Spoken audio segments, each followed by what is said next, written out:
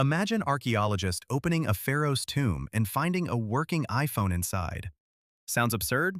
In 1901, sponge divers pulled something just as impossible off the sea floor, a lump of corroded bronze that turned out to be a computer built 2,000 years before Silicon Valley. Its gears were so precise they could predict eclipses decades in advance.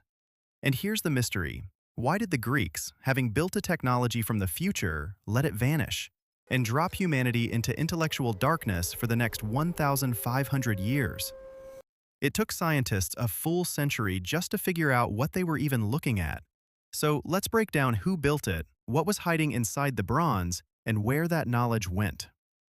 In October 1900, a crew of Greek sponge divers took shelter from a storm near a tiny island called Antikythera, between Crete and the mainland. One of them put on a diving suit, went down, and came back up white-faced, telling his captain there were people on the bottom. There weren't. It was dozens of bronze and marble statues sitting on a Roman shipwreck that had gone down around 60 BC. The Greek government funded a 9-month salvage operation. Divers pulled up statues, jewelry, coins, and one small, unglamorous lump of corroded bronze, about the size of a shoebox. It sat in a museum in Athens for over a year, filed away as scrap. Then, in May 1902, archaeologist Valerio Stias noticed a small gear inside a 2,000-year-old rock. Nobody believed him at first. Precision gearing wasn't supposed to exist for another 1,500 years. So what do you do with a mystery machine before CT scanners exist? You wait for a historian obsessive enough to spend 2 decades on it. That was Derek DeSola Price, a physicist at Yale.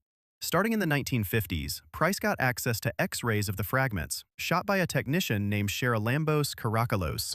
Using nothing but film and light, Price and Karakalos identified 30 surviving gears hidden inside the corrosion, 27 in one fragment alone. In 1974, Price published his findings in a paper called Gears from the Greeks. His conclusion? This wasn't a toy, or a religious object, or a piece of jewelry. It was a calendar computer, a machine built to calculate the sky. But how do you even fit that into history?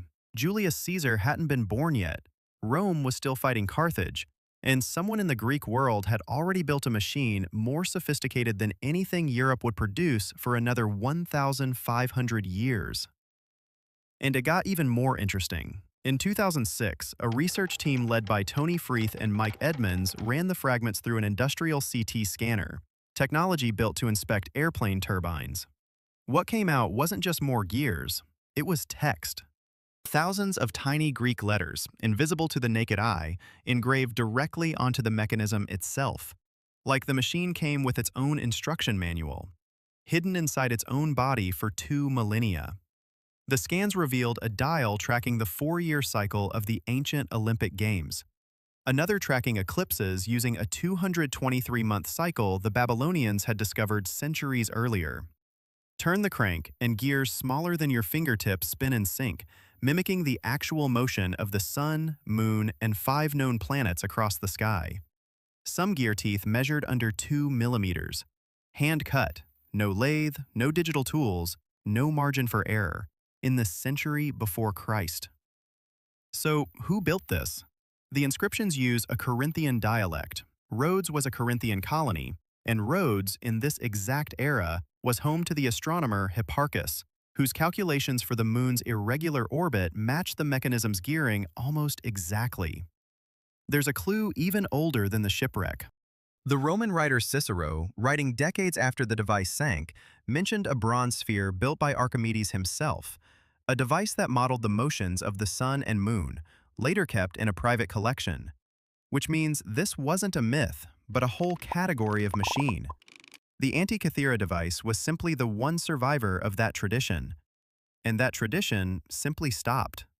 No blueprint survived, no workshop notes, no apprentice picked up where the last engineer left off. The knowledge required to cut a triangular gear tooth to fractions of a millimeter just evaporated, along with the wars, the conquests, and the empires that came after. Why did this stop? Nobody knows for certain, but we know what came next. Almost 1,500 years of silence. No comparable gear train appears in the historical record again until European astronomical clocks in the 1300s AD. An entire category of engineering built and lost, with only one waterlogged copy left to prove it ever happened. In 2021, a team at University College London, led again by Tony Freeth, finally cracked the front dial layout using the hidden inscriptions in a mathematical model of Greek planetary theory. 2,071 years after it was built, researchers finally understood, in full, what the front of the machine was supposed to show. It took the modern world longer to decode the Antikythera mechanism than it took the ancient world to forget how to build one. We like to think of progress as a straight line, that knowledge only accumulates, generation stacked on generation, moving one direction. The Antikythera mechanism proves that's not how it works. Sometimes a civilization reaches further than the ones that come after it. Sometimes the future doesn't inherit the past. It just loses the instructions. Somewhere at the bottom of the Aegean, there's still more than half the machine we never found. We got lucky once. We may never get the rest of the story back.